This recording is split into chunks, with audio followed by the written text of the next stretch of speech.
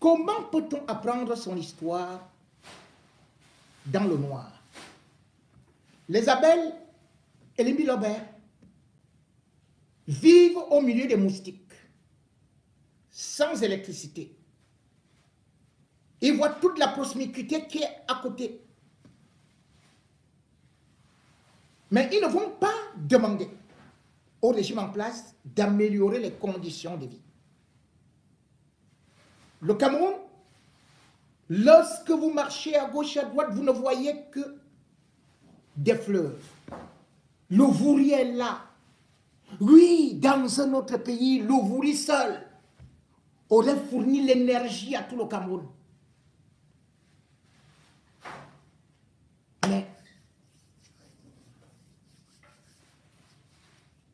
on est là dans le noir.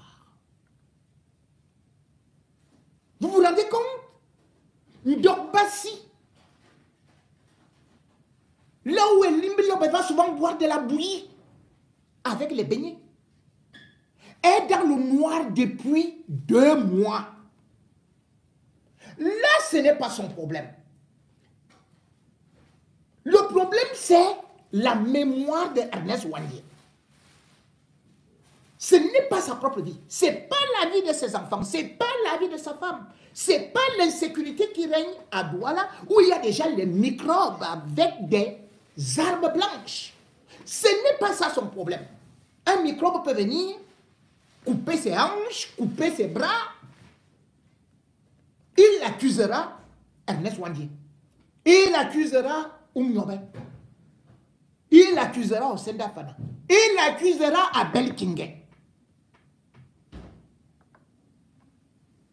Et pourtant,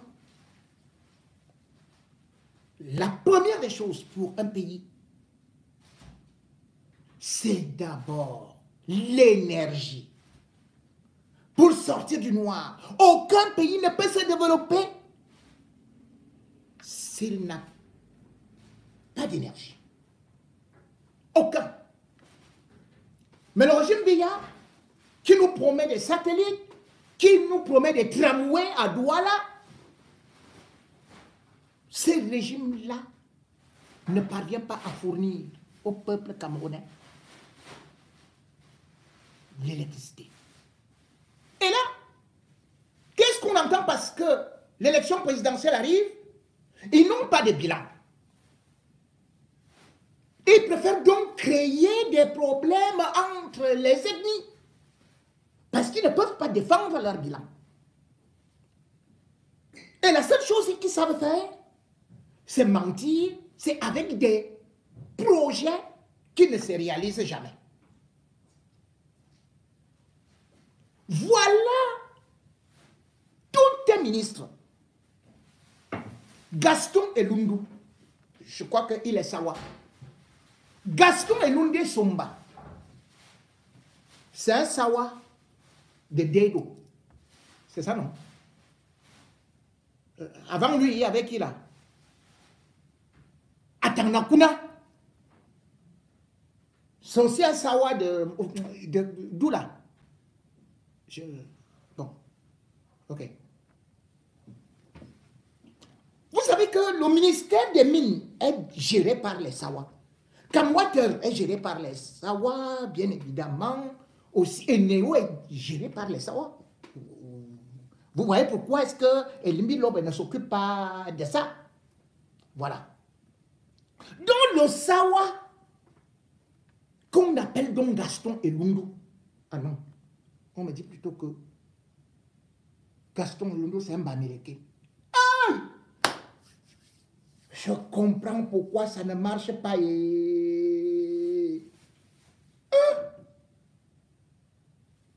Gaston Elundu, c'est un Bamileke. Je comprends. Mais c'est un Bamileke. Oui, c'est confirmé, c'est un Bamileke de Baham. Sa maman est d'où? De Tcham. Père Baham. Maman Tcham. Arrière-grand-père Mbouda. Voilà. Vous comprenez pourquoi ça ne marche pas? Voilà donc Gaston Elundu qui lancé la campagne, a réussi quelque chose d'extraordinaire. Il va à Nachtigal, au barrage hydroélectrique, qu'on nous a promis qu'il devait être opérationnel en 2020. Gaston Elundu est arrivé là-bas. Il a pris la CRTV. Il a pris tous les médias. Et il a dit, allumez le 7e groupe. Il a dit, c'est fini. Mesdames, mesdemoiselles et messieurs, je vous annonce l'ouverture solennelle du barrage hydromécano-électrique de Nachtigal. Waouh! Bon. Désormais, vous aurez la lumière du soleil dans le WC, dans les Trouara, 24 heures sur 24, grâce à Paul Biya. L'énergie sera diminuée de moitié. On va même vous donner ça cadeau. Votez-le. Voici maintenant l'énergie qu'on souhaitait. On vous a dit qu'on respecte nos engagements. Ça va désormais produire 420 mégawatts. Waouh!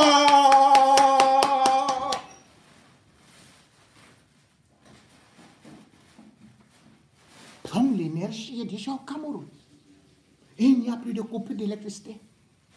Sauf que juste au moment où il parlait de ça, Douala a été plongé dans le noir. Elimi Loba avait le couvercle de la marmite à cause de la chaleur. On dit à Gaston Elundu que il a dit que maintenant l'énergie est partout. C'est comment, non?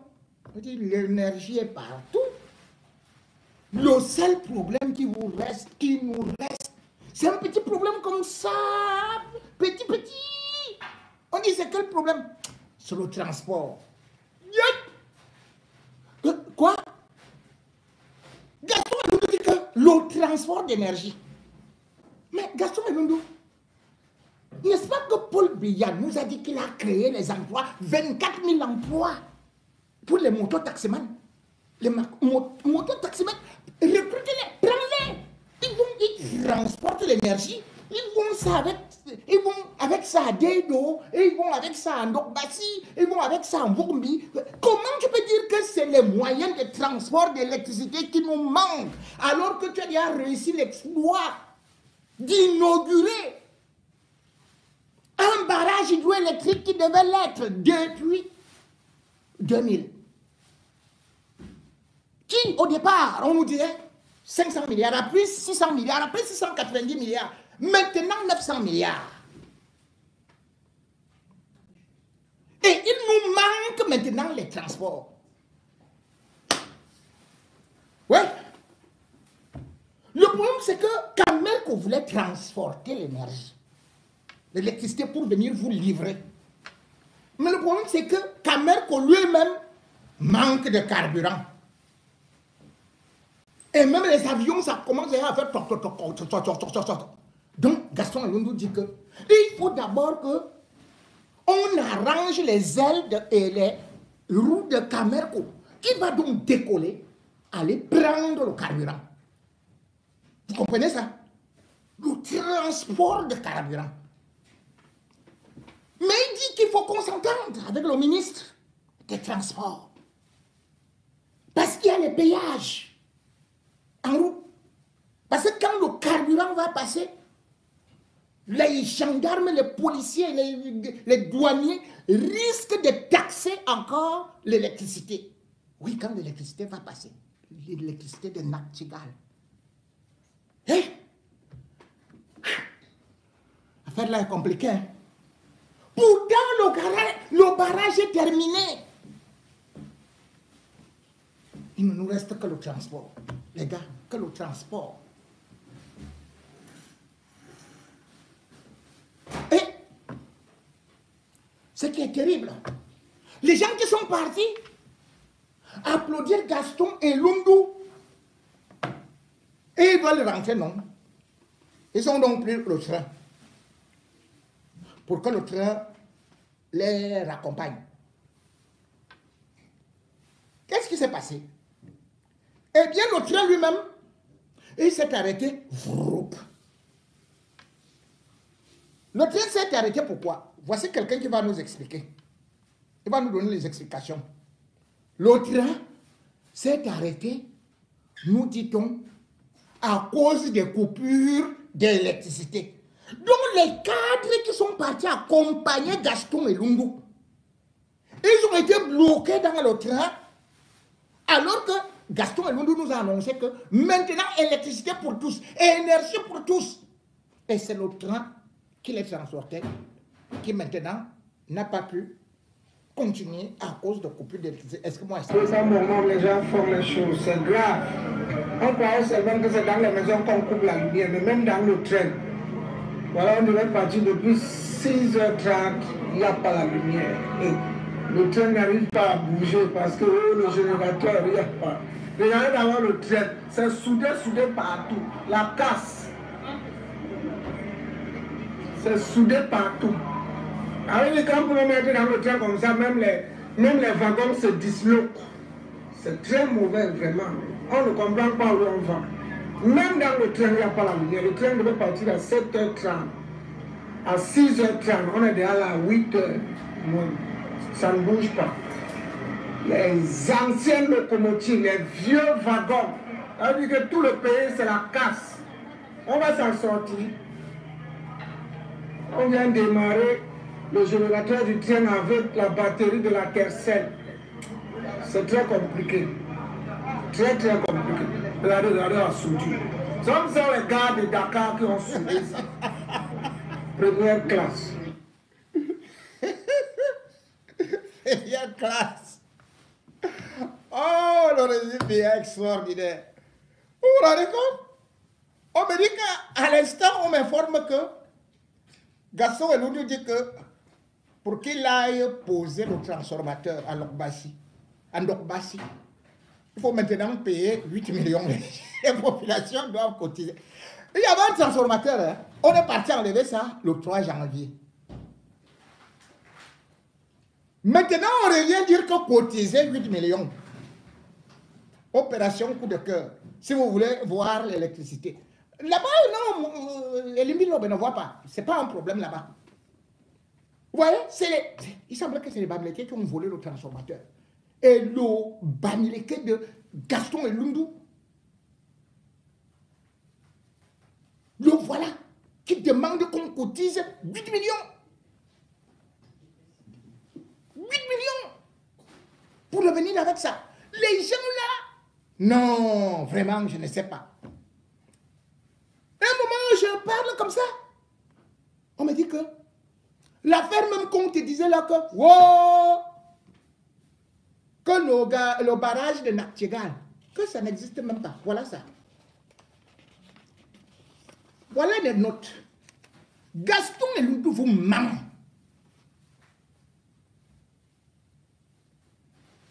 Il vous dit que le barrage de Naktigal est déjà terminé. Et pourtant, voici des notes de renseignement qui confirment ce que j'avais déjà dit. Qui disent que il y a eu le sabotage. Et justement, on dit que c'est une entreprise française qu'on est parti prendre. Enfin, garçon, vous savez, c'est comme à l'époque coloniale. Mais on dit que ce machin qu'on a inauguré officiellement est déjà gâté. Vous savez combien d'argent vous allez rembourser pour un barrage hydroélectrique qui n'a jamais fonctionné? Et on vous dit que voilà le 7e groupe qu'on démarre. On démarre ça dans le vide. Voilà ça. Le barrage de Naktigal devait donc permettre au Cameroun au moins de résoudre les problèmes d'électricité et d'aller vers la croissance. C'était le projet que Paul Biya avait mis devant pour émergence en 2035. Vous savez que c'est en 2035 que Paul Biya commence l'émergence, puis il prend encore un autre mandat jusqu'en 2065. Et vers 2065, il prend alors un dernier mandat qui va vers 3010. Vous savez que lui, il est mortel. Voilà les projets de Paul Biya. Donc, serrez vos ceintures. L'émergence est en route. Alors, voilà un barrage qui a déjà donc coûté 900 milliards. Mais qu'est-ce qu'on dit? On dit que ce barrage, qui est de 420 mégawatts, qui a été lancé en 2018, devait être opérationnel depuis fort longtemps, en 2020, et ça a été repoussé jusqu'en septembre 2024. Là, nous sommes en 2025.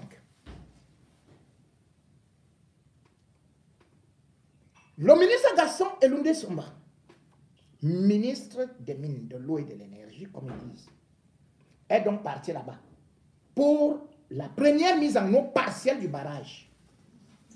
Il y a donc eu ce qu'on appelle un contrôle de conformité des investissements et des préconisations légales. Et quand il est arrivé là-bas, ça s'est achevé, c'est marqué, souligné en gras, de très graves constats de manquement et de faiblesse qui ne peuvent pas permettre d'espérer une quelconque livraison d'énergie électrique produite par ce barrage. Il avait dit que c'était en septembre 2024. Nous voici en 2025. Il dit maintenant que le barrage fonctionne, mais que c'est le transport par Benskin ou par taxi ou par avion ou par quoi. Ah, il semble que c'est son naturel. Nous allons y revenir. Qui manque. Mais ceci, un énième contrôle vient d'être, un troisième contrôle vient d'être fait. Qui nous dit donc que toutes les superstructures des trois grands ouvrages sont bricolées, sont désuets, sont gâtés. Donc ça n'a même pas commencé, c'est déjà gâté. On nous dit que les fissures verticales qui étaient visibles se sont aggravées entre les jointures des plots. On nous dit que maintenant les infiltrations d'eau ne font que s'accentuer sur les fissures. On nous dit qu'il y a même aussi, parce que là j'ai parlé des fissures verticales, mais on nous dit maintenant qu'il y a des fissures horizontales qui sont aussi déjà, qui ont apparu et qui ont grandi justement sur sur les jointures de corps. On nous dit qu'il y a des fissures verticales sur les parois de... Veuillez m'excuser. Veuillez m'excuser. Il y a quelqu'un qui appelle. Bon. Veuillez m'excuser. Gaston, j'espère que ce n'est pas toi qui as fait qu'on m'appelle. Hein. Ne m'appelez pas, je lis juste votre rapport. Que vous mentez au peuple camerounais. Oh yo, voilà ça, voilà ça, voilà ça. Voilà alors des fissures verticales. On dit que maintenant, il y a des fissures verticales qui ne font que s'aggraver sur les parois des prises d'eau d'usine. Et on dit que dans ce barrage, soi-disant, qui est mis en marche, qu'il y a des fuites d'eau qui sont observées au pied de la paroi de la prise d'eau de l'usine elle-même. On dit donc que les gars ont fait de la chinoiserie. Parce que le matériau utilisé n'était pas adéquat. Et que, au lieu du bon dosage, ils ont plutôt économisé et du ciment, et les ceci, et tout, bref, tout le matériau. C'est donc un bricolage, comme ils font souvent avec les immeubles, quand ils gagnent les marchés publics. On dit que les ingénieurs qui ont été recrutés n'importe comment, n'ont donc pas travaillé dans de bonnes conditions, ou plutôt ont voulu faire des économies. C'est pour ça qu'on observe une avalanche de pathologies qui trahit des malfaçons dévastatrices. Donc, on nous dit que avant la mise en forme, et malgré l'annonce de la fin des travaux, qu'il y a déjà des dégradations précoces et accélérées, qu'il y a des fuites d'eau un peu partout, des infiltrations et des fissures constatées sur toutes les superstructures de l'ouvrage, et qu'ils avaient demandé un revamping, ce qui n'a jamais été fait, que le rapport avait été donné au ministre Gaston Elundu, et aussi on avait coté cela au Premier ministre. Mais que cela n'a jamais été fait. Mais de toutes les façons, si ça devrait être fait, ça va coûter terriblement cher à l'État. Et bien sûr, ça va provoquer d'énormes retards sur le programme énergétique annoncé par Paul Biya. Et dans son discours du 31 décembre 2024, qu'il faut donc prévoir maintenant, en dehors de ces budgets qui sont déjà très élevés, d'autres importants surcoûts de réparation et de mise en conformité. Il réitère que ce barrage n'a pas été construit dans des normes professionnelles. Loin d'un barrage, il faudrait appeler ça passoire de Nachtigal. C'est ce qui est écrit. Passoire de Nachtigal. Passoire. Et on dit que cela est inadmissible.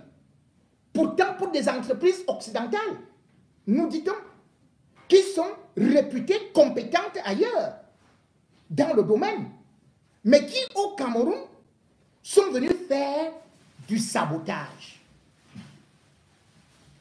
Et on nous dit que dans ce sabotage, les impacts négatifs sont terribles et ils ne peuvent même pas tous les énumérer, en commençant par le retard sur le programme énergétique du Cameroun, les additifs de travaux pour des corrections et des mises en conformité, donc obligatoirement des endettements, des factures supplémentaires non prévues, et surtout, derrière cela, c'est une véritable niche de détournement pour les membres du gouvernement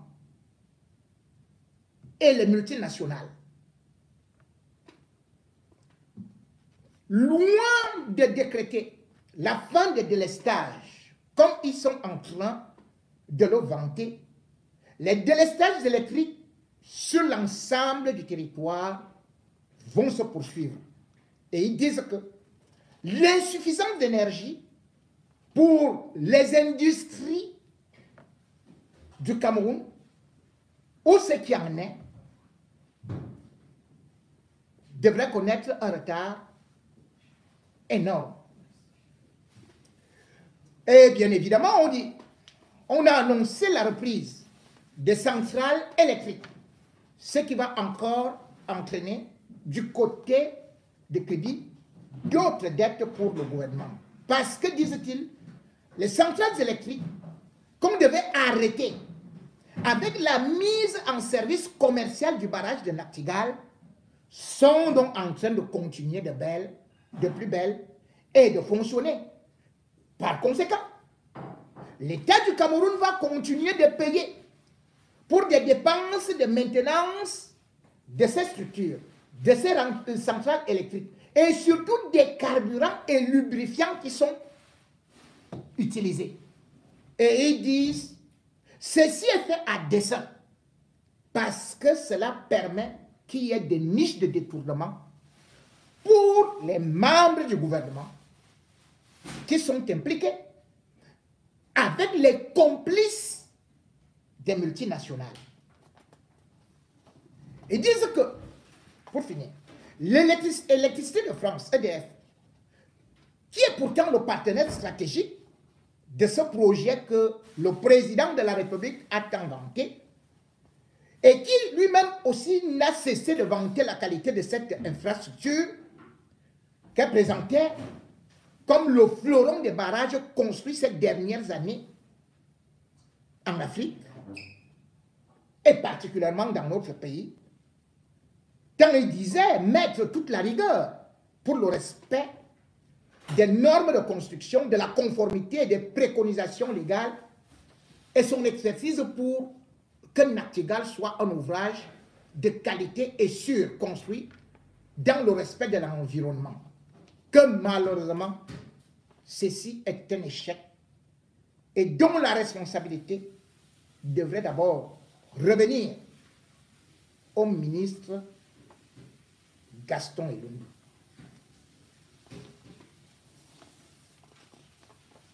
Mesdames et messieurs, voilà donc, je vais d'abord laisser ce rapport qui, bien évidemment, même sur la table de BIA, est-ce qu'il a le temps de lire? Est-ce qu'il a le temps de faire quoi que ce soit? Pendant que vous êtes dans l'obscurité, et ils sont en train de profiter. Tous les malheurs du Cameroun, c'est toujours des détournements. Et parce qu'ils savent que quand ils ont déjà beaucoup détourné, aujourd'hui, ce qu'on disait lutte contre la corruption épervier et tout, ça n'existe plus. Vous avez pu le constater. Même quand vous êtes un membre du gouvernement, vous votez, vous volez 100 milliards. Vous reconnaissez tout simplement peut-être 1 milliard, comme à Tanakuna. Vous remboursez et puis on vous met dehors. Et vous partez faire vos affaires. Voilà Tanakuna, qui est à l'étranger. Quand on parle du transport d'électricité, quelle est la structure qui est concernée? Cette structure, à Tanakuna, était bel et bien donc président du conseil d'administration. Sonatrel. Il était PCA parce qu'il était ministre des Mines et de l'Énergie. Même département que Gaston Elundou qui est venu le remplacer. C'est-à-dire chez nous.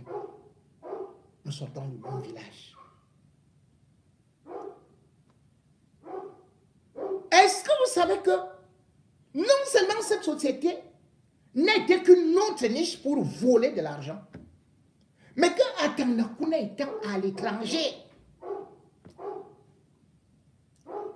envoie des gens aller prendre de l'argent à Renaproof. Sa propre belle-sœur a été arrêtée avec une somme de 700 millions de francs CFA. 700 millions de francs CFA. Elle s'appelle Françoise Meng. Elle travaille à Sonatrel. C'est Atanakuna qui avait eu à la mettre là-bas. Elle est la sœur de l'épouse de Atanakuna, qui était donc ministre des Mines.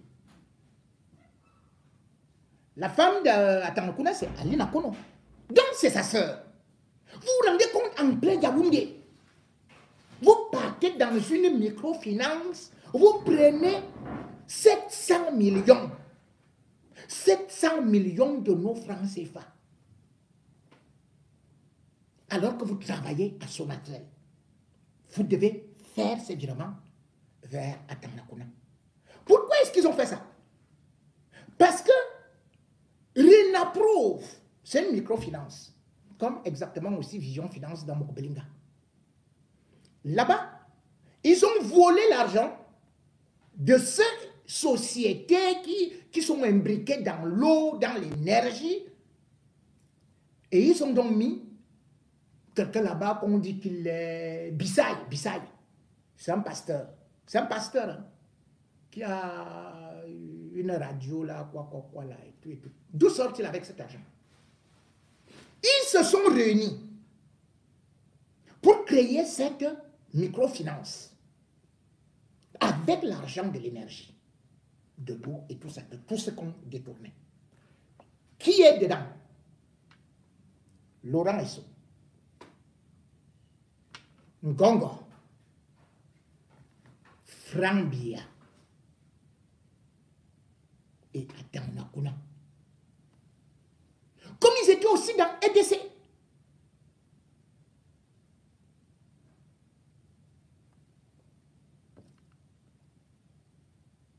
On l'a arrêté. Mais combien d'argent on a déclaré dans les procès-verbaux? 100 millions à la PJ. Les autres se sont partagés. Ils se sont partagés. Ce qu'on a pris là et tout et tout. Regardez un monsieur comme Atanakuna. Il a volé au Cameroun. Et il continue à piller les caisses de l'État. À travers une approuve. Et quand vous regardez tous ces cycles-là, vous allez voir que même quand ils prennent les soi-disant les bandits là, ils les laissent. Vous voyez, même quand ils sont en prison, c'est là où ils font beaucoup d'activités. Regardez comment Moubelinga ouvre les stations à gauche et à droite. Atanakuna est calmement installé à Mulhouse. Les maisons de l'État. Atanakuna a pris 2 appartements à Biémassi, au Kansik.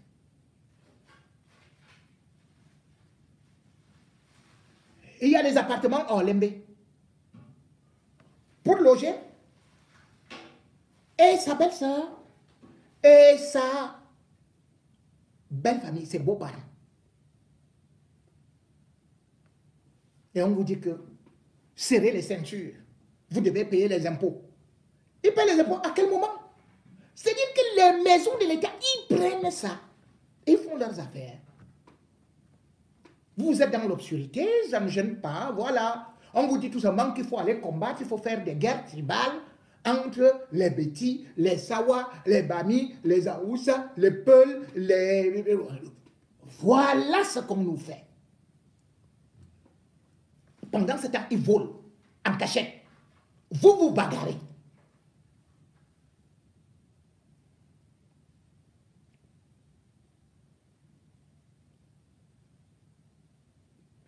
Mesdames et messieurs, vous allez donc voir que dans toutes les choses qui sont au Cameroun, quand vous voyez Eneo, ils ont vendu Eneo. Regardez comment ils ont fait avec Eneo.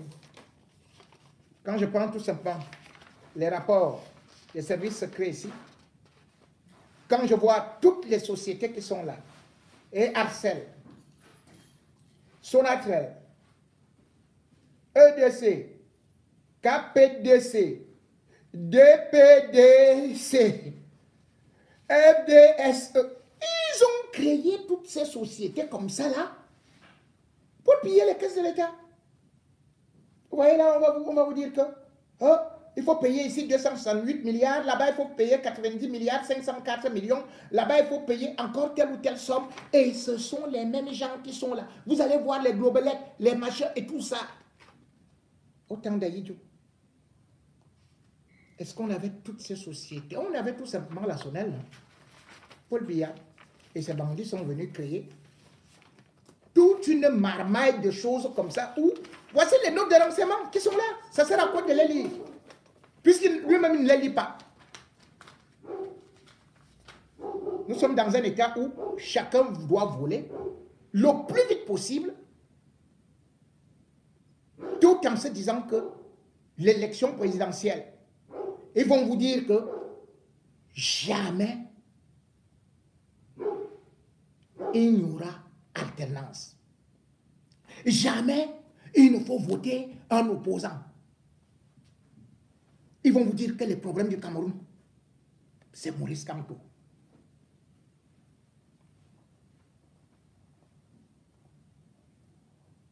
Ah oui, c'est à cause de Maurice Kamto que vous n'avez pas l'électricité. C'est à cause de lui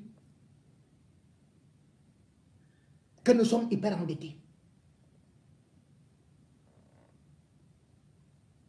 Et maintenant, le nouveau slogan qu'ils ont voulu juste mettre dans vos tympans. Tout. C'est-à-dire que ça, c'est leur argument de campagne. Tout. Sauf un Bamileke. Au pouvoir. Tout. Sauf Maurice Kamto. Donc, comme Maurice Kamto est Bamileke, donc tout sauf un Bamileke. Comme si c'est les Bamileke qui avaient détruit tous les barrages hydroélectriques. Comme si c'est les Bamileke qui font que vous n'ayez pas de l'eau. Comme si c'est les Bamileke qui font qu'on n'ait pas de route. Ils sont un gang de bandits, une association de malfaiteurs qu'il faut absolument virer, malgré le fait qu'ils utilisent les camps et même actuellement des mercenaires. Comme à l'époque coloniale, ils reviennent avec des mercenaires pour truquer l'élection.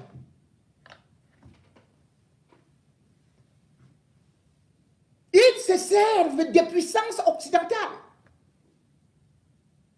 pour s'accrocher au pouvoir. Mais ils vont vous dire que c'est les autres qui veulent détruire le pays. Ils ont un cordon ombilical lié au maître colonial. Ad vitam aeternam.